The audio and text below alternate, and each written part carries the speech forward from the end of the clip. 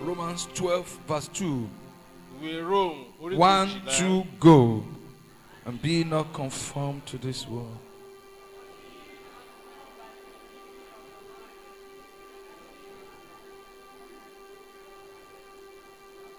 We come to draw from you again. We come to draw. We've come to draw from you.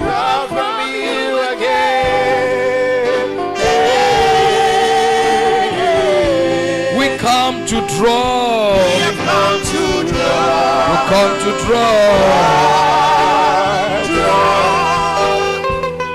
From you again.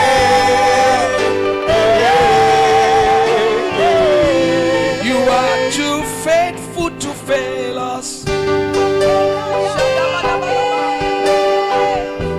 You are too faithful to disappoint us.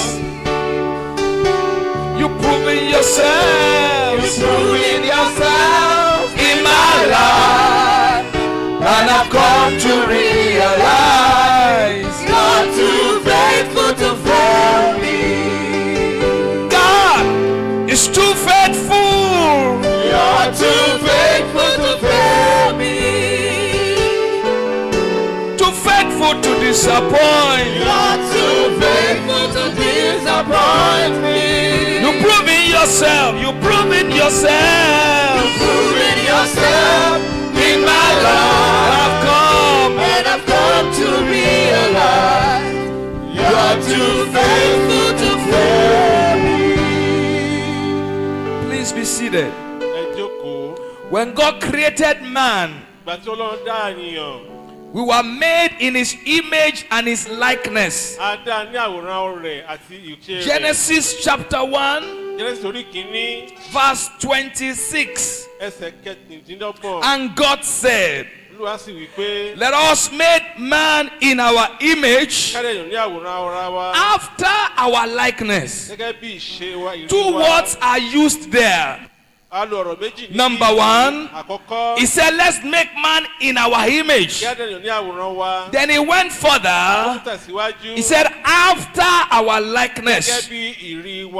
Number one, image means a shade, a resemblance. That is image.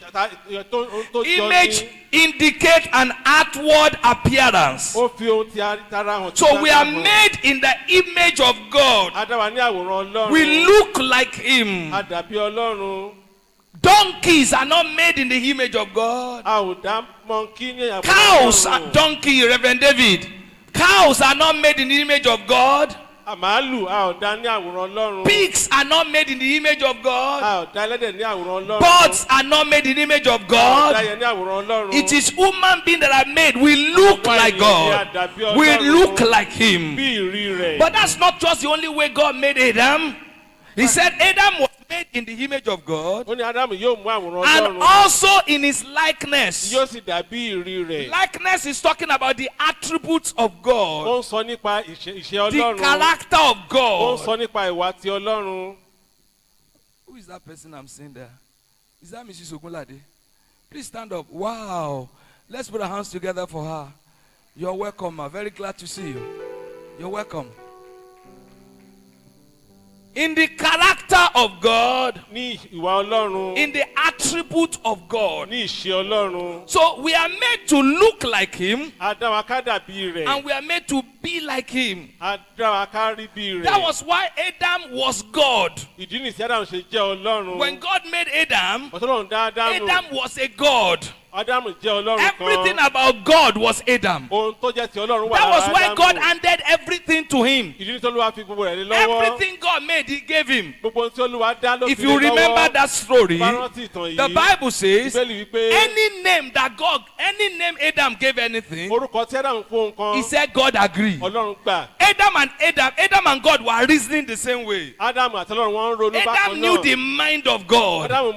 He was talking like God, behaving like God. He doesn't just look like God. His character is like God. His thinking is like God. Everything about him was like God. But the devil came. When the devil saw this, he was very hungry. How can God? Because the devil was not made in the image of God. Angels are not made in the perfect image of God. The devil felt angry. Not only was man made in the image of God, God now made man in his likeness. And the devil didn't like that. He struck Adam and Eve. And you know the story. So when that happened, man lost 4 things. How many things? Number 1, we lost the nature of God. Genesis chapter 3 from verse 3 to 6. I will read the story and I will show you the 4 things we lost. But of the fruit of the tree which is in the midst of the garden, God said, you shall not eat of it, neither shall you touch it, lest ye die. And the serpent said unto the woman, you shall not surely die. For God doth know that in the day ye eat thereof, then your eyes shall be opened, and ye shall be as gods, knowing good and evil. And when the woman saw that the tree was good for food, and that was pleasant to the eyes, and a tree to be desired to make one wise, she took of the fruit thereof, and did eat, and gave also to her husband with her, and he did eat also. So when Adam and Eve fell, the first thing we lost was the nature of God. That nature of God that made Adam to be like God, to be the likeness of God. Adam's eye did not remove. His ears did not remove. He didn't lose his leg, but he lost something of God that was inside of him. God removed it. So the first thing we lost is the nature of God. The second we lost is the glory of God. Genesis 3:7. And the eyes of them were open, and they knew that they were naked, and they sewed fig leaves together, made themselves apron. Why did they saw they were naked? They were not putting clothes on before now. The first clothes that God made was after this thing. But yet they were not naked. You know why? Something was covering them. That's why they did not know they were naked. There was something that was covering them. What was that thing? Romans chapter 3 verse 23. For all have sinned and come short of the glory of God. There was a glory that surrounded them and Eve. Because of their sin, they lost the glory. The second thing we lost is the glory of God. The third thing we lost is the presence of God and the fellowship of God. Genesis chapter 3 verse 8 to 10. And they heard the voice of the Lord walking in the garden in the cool of the day. That's how God used to come and fellowship with them. And Adam and his wife hid themselves from the presence of the Lord God among the trees of the garden. And the Lord God called unto Adam and said, Adam, why are you hiding from me? Where are you? And Adam said, I heard thy voice in the garden, and I was afraid, because I was naked and I hid myself. So the third thing they lost was the presence of God. They lost the fellowship of God. God used to come and speak with them. Adam used to invite God, and God will come to his house. The same way the Adekunles can invite me and I go to the house. The same way the Odesholas can invite me. For example, this afternoon, if I have an invitation somewhere and I call Prince, what time do you ask if she come to your house? And Prince at 2 o'clock, and I will come there. That was the way God used to visit them. That was the way God used to come to them.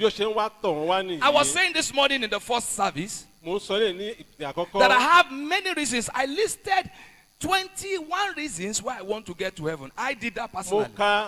And that is enough reason to make me know I must get to that heaven. One of it is that I want to see God. This God, I want to see him. You know, when we get to heaven, We will fix appointment with God. I'm going to say, Baba God. If there's a phone, say, Baba God. He said, yes, we're talking. He says, it's me. My name will not be Samuel 1 then. I will have an heavenly name. Amen. That is one of the reasons I want to get to heaven. I don't know my name yet. The Bible says only those who go to heaven. He said there's a white stone. Under it is your real name. Maybe your name is Zerubbabel. That may be your real name. Zerubbabel. So these names we are bearing, they are not our names. And in Yoruba land, a child that doesn't know his name is Abiku. So when you don't get to heaven, you are Abiku. It's only when we get to, we know our name. I want to know my name. Only those who get to heaven, we know their real name. That's not your name. And that's the name we call ourselves in heaven. Listen to this. I want to visit God. I will go and say, Baba, I want to see you. Then he will call me by my name. And he will give me an appointment. Because that was the way it was in the beginning. He visited Adam and Eve. Number 4, we lost our position that God placed us. Genesis chapter 3 from verse 23 to 24. Therefore the Lord sent him forth from the Garden of Eden to till the ground from whence he was taken. He drove out the man. So he placed the east of the Garden of Eden cherubims with a flaming sword which turned every way to keep the man from touching the way of the tree of life. So we lost our position. We lost our place. We lost where God placed us. This is why the Bible says in Romans chapter 1 verse 28 to 32. Because of these 4 things we lost: the nature of God, the glory of God, the presence and the fellowship of God, and we also lost our position. In Romans 1, 28 to 32, the Bible says, and even as they did not like to retain God in their knowledge, God gave them to a reprobate mind to do things which are not convenient, being filled with all righteousness, fornication, wickedness, covetousness, maliciousness, full of envy, murder, debate, deceit, malignity, whisperers, backbiters, haters of God, despiteful, proud. These are the things that happen because of the 4 things we lost. Boasters, inventors of evil things, disobedient to parents. Verse 31, without understanding, covenant breakers, without natural affection, implacable, unmerciful. Verse 32, these are the things that happen because we lost those 4 things. Who, knowing the judgment of God, that they which commit such things are worthy of death, not only do the same, but have pleasure in them that do them. That is why today a 60-year-old man will go and rape a 7-year-old girl. We lost sanity. We lost respect. We lost dignity. We lost the nature of God. Now, why did Jesus come? Jesus came to restore everything back to the original plan. That's why Jesus came. Jesus came, hear this, he came that he will pick individuals. He cannot restore the whole world back for now. But first, he wants to pick individuals and restore the original plan of God for Adam in our lives. And then use those people to create a new Adam which we will bring very soon. You see, there's going to be a new heaven and a new earth. Where the original plan of God in Adam, God will start all over again. What he wanted to do in the beginning when the devil spoiled everything, God is going to start it all over again. That is after the rapture. When we all come back, there will be a new house. There will be a world like this. But not a world with this thinking. It's a new world, but a world. The Bible says a new heart and a new heaven. So that this mess will be cleared off. And the thing that God wanted in the Garden of Eden, before Adam and Eve messed up, he will do it again. If you are following me, say, I hear you, sir. So when we give our life to Christ, When we give our life to Christ, this is what happened. Number one, all our sins are erased. When a man is born again, it doesn't matter what he has done. You may be remembering. You may be recounting. As far as God is concerned, he has not done those things. If Osama bin Laden gave his life to Christ before he died, every evil he did, God will have forgotten it. If Shekarau, the leader of Boko Haram, give his life to Christ today, all the things he has done, God will forgive him. That's why somebody said, let me catch the witches before they kill me and they repent. Because when a witch kill you and he repents, he will go to heaven. He will go to heaven. He may not get the reward in heaven, but he will go to heaven. The moment you accept Jesus as your Lord and Savior, your sins are erased. Number two, our spirit man is changed. Our spirit man is changed.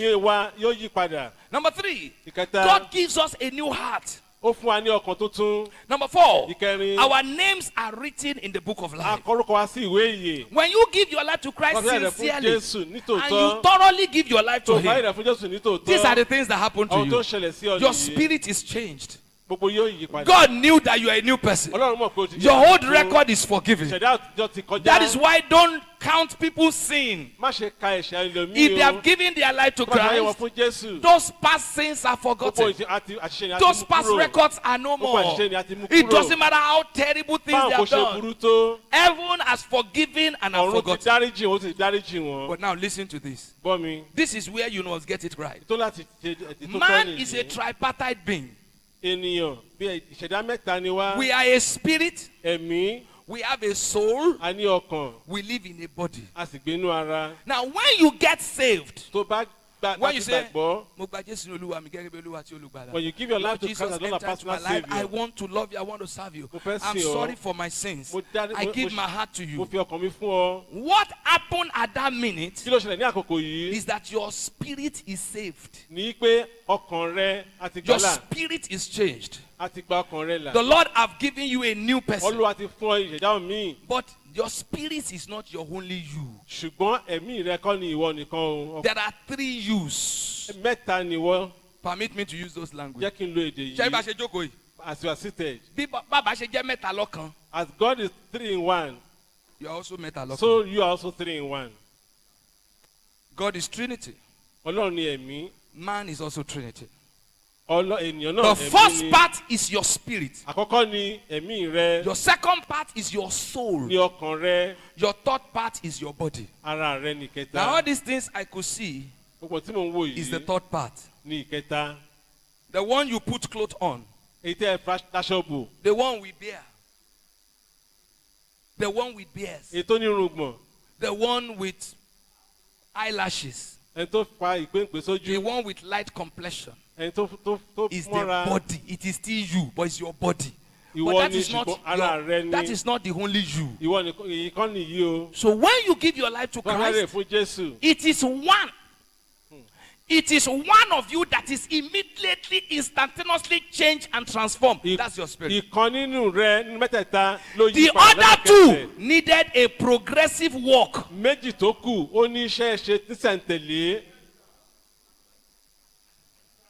Clap if you want to clap. The first, if you are sincere, your spirit is saved, you're a candidate of heaven. But that is just one of you. If you are careless with the other two will make sure that what you confess become a mess up and you may still not go to heaven. The remaining two will pull the other one. They will pull him down. They will pull him down. There's a spirit of you that is born again. There's no doubt about it. But what is happening to your soul? What is happening to your body? If you don't walk on those two areas, your spirit man may be killed Your spirit man may be strangled. Your spirit man may be frustrated. Your spirit man may be starved. So after you got saved and your spirit is changed immediately, your soul now needed to be transformed and your body needed to be pummeled on a continuous level. Go back to that scripture, Romans chapter 12 verse 2. Be ye not conformed to this world, but be ye transformed by the renewing of your mind. Did you see that he was talking to Christians? He now told them, you are Christians, but you need your mind to be transformed. The Lord God has to do a work of transformation in your life. Soul transformation. The transformation of your mind. Your soul is your mind, your intellect, your imagination, your thoughts. That's your soul. You are saved, but your mind is corrupt. You are saved, but your thoughts are dirty. You now need to transform that. You can't say, I'm born again. I'm born again. Yes, you are born again, but what is happening to your mind? Do you have a renewed mind? Is your mind correct? Your mind is your thoughts, your imagination, your instincts, your intellect, your thoughts. Are you working on your mind? You can't work on your... God saved your spirit immediately. He saved your spirit immediately. But you are now have a responsibility to work on your mind. That's why he said, be ye transformed. He's talking to you. You have to cooperate with God. Be ye transformed by the renewing of your mind. Then your body must be worked upon. That's why Paul said, I discipline my body. I pummel my body. Lest after preaching to others, I myself will be a castaway. So you walk on your body. Bẹ́rara òṣì yìí bá fẹ́ tèmi lọ́nà. Bàbá wa fẹ̀mí iyè rẹ̀ gbémi dúró. Bẹ́rara òṣì yìí bá fẹ́ tèmi lọ́nà. Bàbá wa fẹ̀mí iyè rẹ̀ gbémi dúró. Bàbá o, lọ́wọ́ rẹ ló wà, tìrẹ ni o, Elédùmarè. Gbogbo ayé mi mo fi sílẹ̀ fún ọ, tìrẹ ni o, bàbá. Bàbá o, lọ́wọ́ rẹ ló wà, tìrẹ ni o, Elédùmarè. Gbogbo ayé mi mo fi sílẹ̀ fún ọ, tìrẹ ni o, bàbá. Bẹ́rara òṣì yìí bá fẹ́ tèmi lọ́nà. Bàbá wa fẹ̀mí iyè rẹ̀ gbé mi dúró. Bẹ́rara òṣì yìí bá fẹ́ tèmi lọ́nà. Bàbá wa fẹ̀mí iyè rẹ̀ gbé mi dúró. Bàbá ọwọ́ rẹ̀ ló wà. Tìrẹ ni o, Elédùmarè. Gbogbo ayé mi mo fi sílẹ̀ fún ọ. Tìrẹ ni o, bàbá. Bàbá o, lọ́wọ́ rẹ ló wà. Tìrẹ ni o, Elédùmarè. Gbogbo ayé mi. Somebody lift your two hands to heaven and tell him. Tìrẹ ni o, bàbá. Bàbá o, lọ́wọ́ rẹ ló wà. Tìrẹ ni o, Elédùmarè. Gbogbo ayé mi mo fi sílẹ̀ fún ọ. Pátápátá. Tìrẹ ni o, bàbá. Gbogbo ayé mi mo fi sílẹ̀ fún ọ. Tìrẹ ni o, lift your hand and say, gbogbo ayé mi mo fi sílẹ̀ fún ọ. Pátápátá. Tìrẹ ni o, bàbá. Gbogbo ayé mi mo fi sílẹ̀ fún ọ.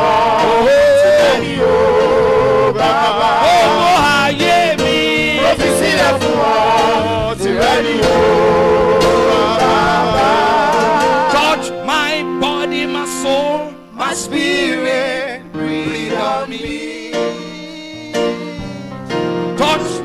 body, my soul, my spirit, breathe on me. Lay your hands. Lay your hands on me, dear Lord, breathe on me.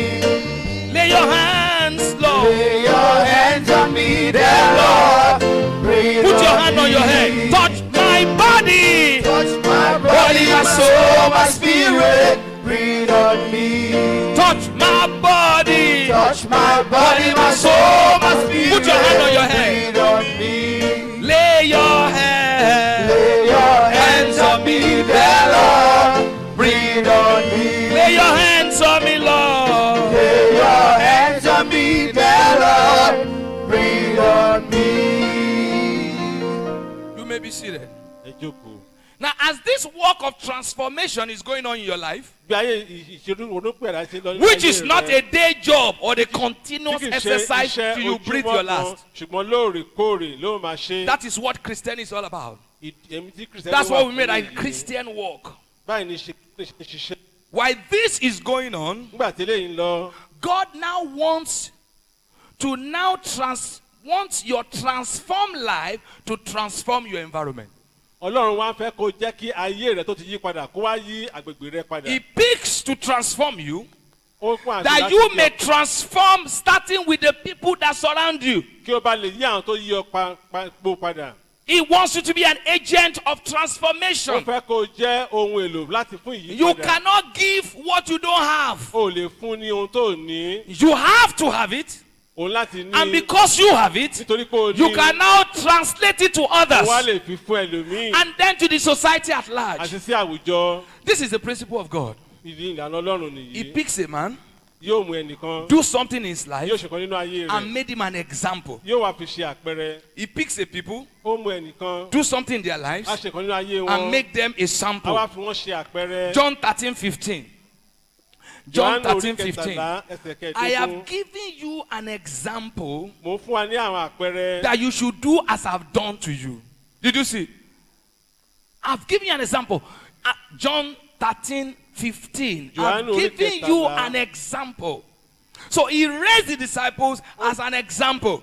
Ó pé àwọn wòlíì. àwọn 1 Corinthians dìde. 10:6-12. Kọ́ríńtì kìíní orí kẹwàá. 1 Corinthians 10:6-12. Kọ́ríńtì kìíní orí kẹwàá. Now, these things were our examples, Àwọn ilé ìjẹ́ àpẹẹrẹ wa. to the intent that we should not lust after evil things as they also lusted. Verse 7, 1 Corinthians chapter 10. Neither be ye idolaters, as some of them were, as it is Bẹ́ẹ̀ ni kí written. ẹ̀yin kó má ṣe The jẹ́ people sat down to eat alábọ̀rìṣà. and drink and rose up to play. Neither let us commit fornication, as some of them committed, and fell one day 320,000. Neither let us tempt Christ, as some of them also tempted and were destroyed of serpent.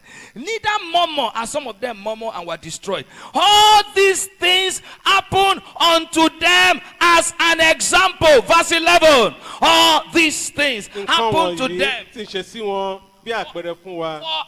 for an example. Fún àpẹẹrẹ fún And they wa. are written A sì for kọ̀wé our wọn. admonition, Fún ìkìlọ̀ àwa ẹni upon tí whom the end of the world has come.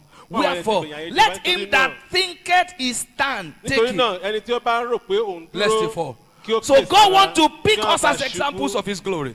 Ọlọ́run fẹ́ fi wá ṣe àpẹẹrẹ ògo rẹ̀. 1 Timothy 4:12. Timothy kìí Let orí no kẹta- man despise their youth. Hear me, Maranatha youth. Let Ọ̀dọ́. no man despise thy youth. 1 Timothy 4:12. But be thou example of believers. Now, Ṣùgbọ́n kẹ́ ẹ jẹ́ àpẹẹrẹ fún onígbàgbọ́. how many of you Maranatha youth are examples? Mélòó nínú Example ọ̀dọ́ tó of jẹ́ a Christian. àpẹẹrẹ gẹ́gẹ́ bí onígbàgbọ́? He said, be an example of believers. Ó ní kẹ́ ẹ jẹ́ àpẹẹrẹ onígbàgbọ́. Not just by saying you are born Ṣé again. kókó sọ pé ó di An àpẹẹrẹ example nìkan? in what? Nínú ìwà. In conversation, Níbi even your ṣe- chatting, your social media. Are you an example? Ṣó What kind jẹ́ of thing do you àpẹẹrẹ? post? Kí ló ń fi tó What lórí kind of àgbà? thing do you engage in discussing with people? Kí ló ń bá Many yàn people sọ? are only Christians in church. They are not Christians on social media. Ọ̀pọ̀lọpọ̀ kìrìsìtẹ́nì ni wá ní ìjọ ṣùgbọ́n. They are lórí Christians in social church. media. When they form among their friends, when they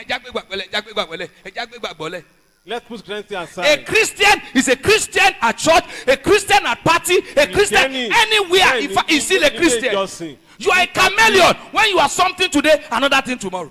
A Christian is a Christian. Ọmọ onígbàgbọ́ jẹ́ onígbàgbọ́. No matter if he finds himself, he's a Christian. Ibikíbi tó bá ti bá. When he onígbàgbọ́ sits ni. before president, he's a Christian. When he has money, he's a Christian. When he doesn't have money, he's a Christian. Be an example of believers. In your word, in conversation, in charity, in spirit, in faith, and in purity. Genesis chapter 12, from verse 2 to 3. Genesis 12, 2 to 3. And I will make thee a great nation. Look at what I say God wants to do with our life. I will bless thee and make thy name great. Full stop. When you see semicolon, those of you that are grammarians, when you see semicolon, what does it mean? Eh?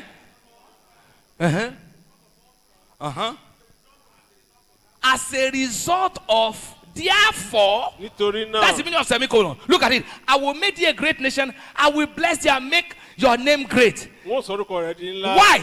So that you will be a... Did you hear me? When God bless you, it's not because of you. God bless you to be a blessing. Those talents you have is not because of you. It's for you to be a blessing. When God gives you a position, it's not because of you. It's to use that position to be a blessing. He told Abraham, I will bless you. All of us talk about Abraham blessing. Abraham blessings are mine. Abraham, Abibeko. But look at it.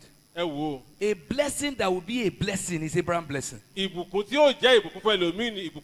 you want to be blessed, to keep it.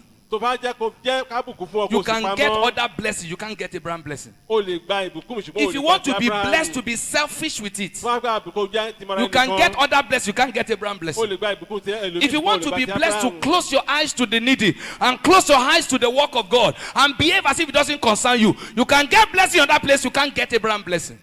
The reason why God bless you should be a blessing. Look at it this way. Every time you have money, pause before you spend it. Did you hear me now? I live by the principle. Every time you have money, don't rush and spend, lest you will offend God. Pause first. Because even though you work for it, it's not your money. You labored for it. It's still not your money. He gave you that money because of something. Because of somebody. Because of some things. If you chop alone, you will die alone. Listen. God save you. That you are me a savior to others. God bless you. You might be a blessing to others. God wants to transform you, that you must be transformers. I pray that the grace to be transformers shall be released upon this church this month. May the youth stand up as change agents wherever they find themselves. May the men stand up as change agents wherever we find ourselves. Amen. May the women stand up as change agents wherever we find ourselves. Amen. Our children shall be change agents wherever we find ourselves. Amen. Jesus has 3 sides. He's a priest. He's a prophet. He's a king. And this is what it means to be a Christian. You have to demonstrate the 3 sides of Christ.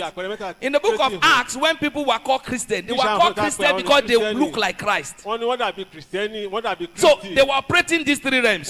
Number 1, they were priests. Priests are people that talk to God. They have a relationship with God.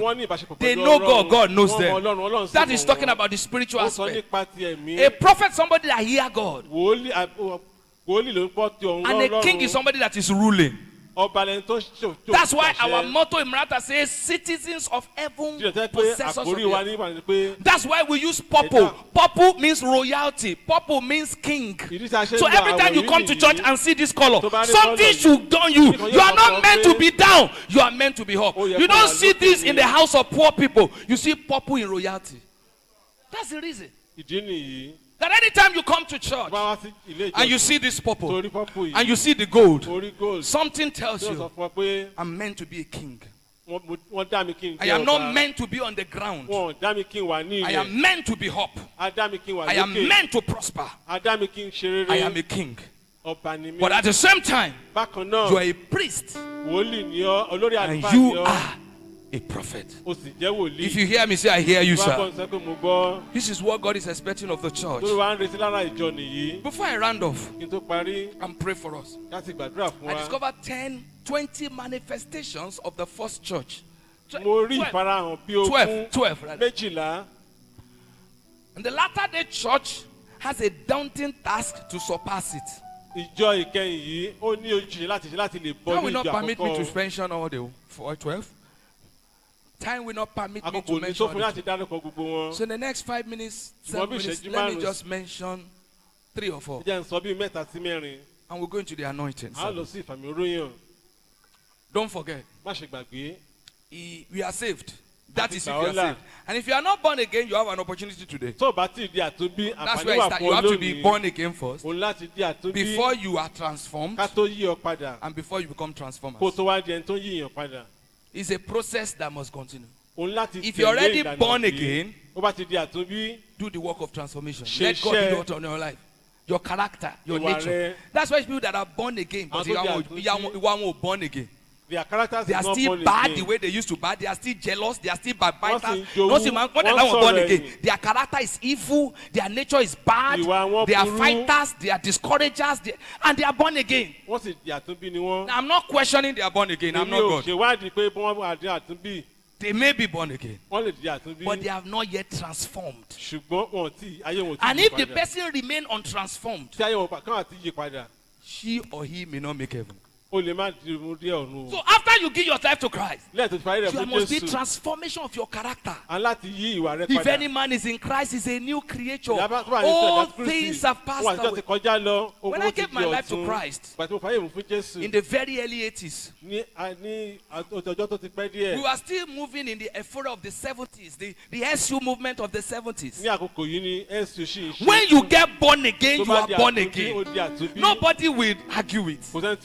Your tongue change, your character change, everything about you change. But we don't preach it again today. People get born again, nothing changed in their life. They are still as bad as they were when they were Christians. They were still evil as they were when they were unbelievers. No change of character, no change of personality, nothing have changed in them. The work of transformation must take place. Listen, we have our nature. Some people can talk. Some people cannot talk. Some people are quiet. Some people are reserved. Some people are social. Some people are not social. And there's nothing wrong with your nature. But there's extreme of every nature. That is where transformation comes in. If you are the quiet type, some people will not like you. Don't mind them.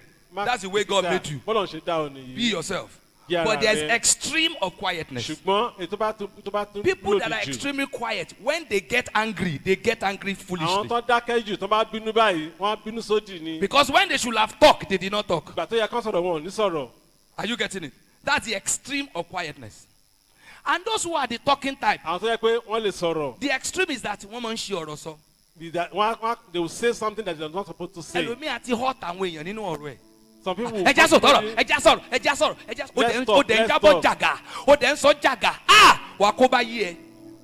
just talking because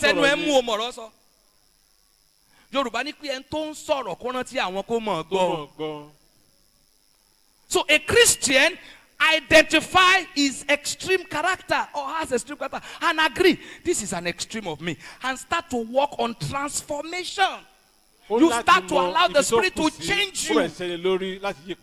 So don't tell me you are just a Christian and your nature is not transformed. Your character is not transformed. If you are not careful, you will lose your faith. There are things that happen in the early church as I round off. Let me mention brief. Number one, the early church was baptized with fire. Somebody say fire. I can't hear you. Somebody say fire. Louder. Somebody shout fire. I can hear somebody shout fire. Fire. Yeah. Check Acts chapter 2. The Bible says they were not just speaking in tongues. There was fire on their heads. Wọn kàn fèdè fọ̀rọ̀ lásán ṣùgbọ́n iná wà lẹ́nu wọn. It was a fire-coated church. Ìjọ Fire tó kún fún produces iná shining ni, and glory. tó kún fún ògo. Fire produces shining and glory. Iná máa ń mú ògo àti ìyẹwà wá. The higher the intensity of the fire, the higher the Bí iná bá glory ṣe will pọ̀ be. tó bẹ́ẹ̀ ni ògo náà yóò ṣe pọ̀ tó. The latter church must be more glorious than the Ìjọ former one. ìkẹyìn yìí ó gbọ́dọ̀ dàbí That ìjọ is why we àkọ́kọ́. need fire. Ìjọ ìlà nílò iná. The fire is the most dangerous element on the earth. Iná lohun tó burú jù lọ ní No ayé wonder the early yìí. church was a dangerous church. Abájọ tí ìjọ Nothing àkọ́kọ́ can fi stand kú. in the way of fire. Kò sẹ́ni tó lè dúró lójú ọ̀nà náà. No wonder the early church were bulldozing the nations of the Abájọ world. tí ìjọ àkọ́kọ́ fi rí bẹ́ẹ̀. Nobody can hide fire. Kò sẹ́ni tó lè fi iná Even if you pamọ́. are blind and there is fire in the place, you will smell it, you will feel it. Tí iná bá tẹ̀ wá ń bì kan, wàá mọ̀ When pé you iná wà catch ń bẹ̀. fire, nobody can sit on you. Tó bá gba iná jẹ, kò sẹ́ni tó lè jókòó How lé ọ can lórí. goat, ordinary goat, is chasing you in the night and you are running? You wake up. Èé You like this.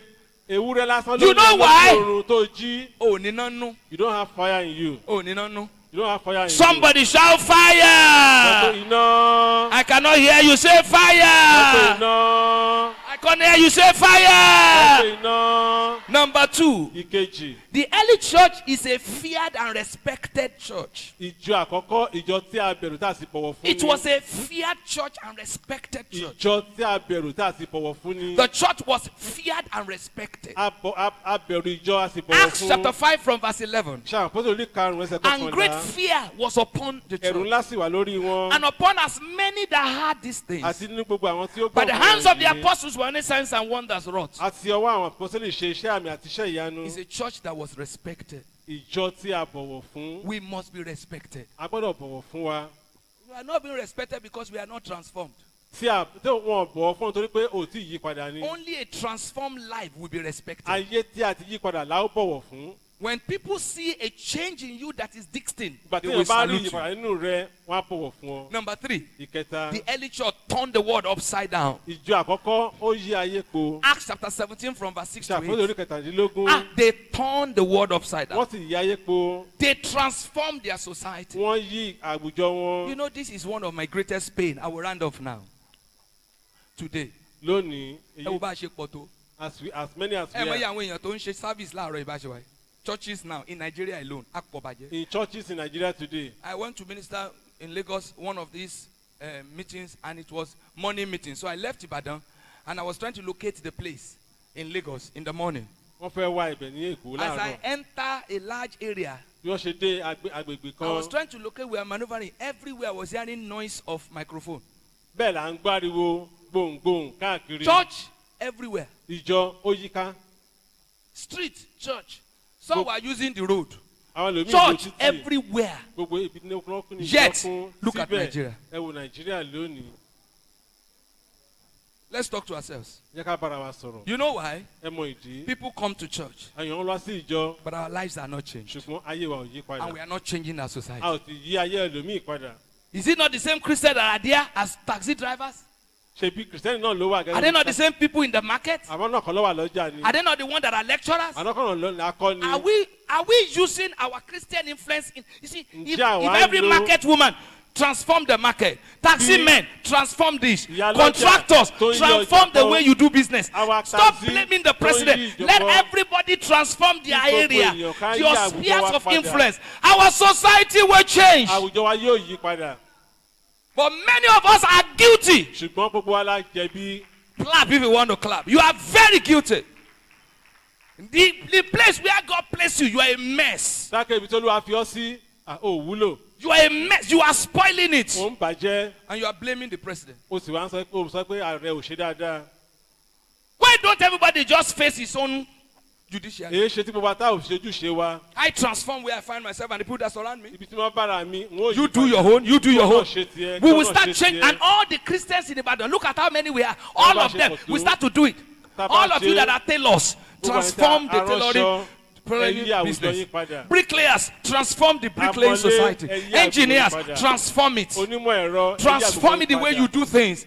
Let them start to find faithful engineers, genuine Christian engineers who will give the correct quotation and do a correct work. Engineers who will have the fear of God. And then people start to see them. That was what happened in the early church. They were not just people going to the temple. They affected their society. I pray as we round off this youth conference this year, may this grace fall upon us. And the last but not the least, it was a wealthy church. It was a wealthy church. The first church was a rich church. So rich that nobody is poor among them. Nobody was poor in the first church. The rich helped the poor. Let me repeat, you are not rich for yourself. This is where I find problem with today's wealth. And on this, I want to round off. I find people who are stupendously rich. And they flaunt it on Instagram. Flaunt it on Instagram. They flaunt it on social media. And their community is poor. I can't relate it. I saw people that can throw away at parties $1 million and throw it away. I see in Australia people that can buy a wine for $2 million. And I see their drivers still living in one room. Their own driver. I can't relate it. I just can't fathom. I see people that are so rich and their own family is in poverty. That is not godly wealth. That's another type of wealth. Godly wealth will make you a blessing. True rich men are those who are helping others. True riches are those. You see, let me tell you, you will die one day. You will live all. The people that can say your grace, your wealth, your influence, your everything you have, you use it for them. They will be your testimony at the end of the day. Nobody dies and go with cars. Although I've seen people buried with their cars. At least I've read about 4 now. Go on YouTube. Just Google people buried with their cars. It will shock you. One man recently, I think it was certain part of Africa, they put him on they bent his body. They must have broken his bone for him to sit like this. In his car. And they bury him like that. To me, that's madness. If you give that car to somebody to do kabu, his family will succeed. That's selfishness. You die to the level they are burying cows with you. I'm not judging that kind of person, but from my scripture, that is nonsense. God wants to prosper you. And you'll be rich. Must have this mentality. I am transformed. That I may be a transformer. I am changed. That I might be a changer. I am blessed. That I might be a blessing. Let me round up with this. I was talking with somebody yesterday, one of my sons, and I told him, I know you are traveling abroad, and it's good. God has given some people the grace to relocate and stay there. I have the opportunity to relocate and stay. But God said, go back home. That's where I want you to stay. So those of you that have the grace to go, I say it's okay. But please, don't forget home. Where you are going, some people team up together to transform that society. It may look like hopelessness when you look at this nation, but some will still have to do it. And I shared an example of our governor with him. I said the governor of your state is rich, very rich. He's an American citizen. He could stay there. He could live there. He decided to come back and use his own influence. And we could see the little he has done all over the place. Those are transformers. Àwọn tó ń yí nǹkan padà nìyí. Use your own little experience. Lo ipa tirẹ̀. The grace God has given to Oore you. ọ̀fẹ́ tó lè wá fi fún ọ. Your money Owó rẹ. and your resources. Àti ohun ìní rẹ. Start with your family. Bẹ̀rẹ̀ pẹ̀lú ẹbí rẹ. There are rich people today, their fathers are living in one room. A ní pé ọlọ́rọ̀ wà tó yẹ pé bàbá wọn yàrá kan ló ń gbé. And when the man die, they will now do party. Wọ́n wá ṣe party. The spirit of that man is cursing all of you, all the Ẹ̀mí arákùnrin children. yóò máa fi iṣẹ́ pè ní. We are transformed Ayé wa padà to be transformers. láti jẹ́ olùyípadà. Can you rise on your feet? Lórí ẹsẹ̀ rẹ.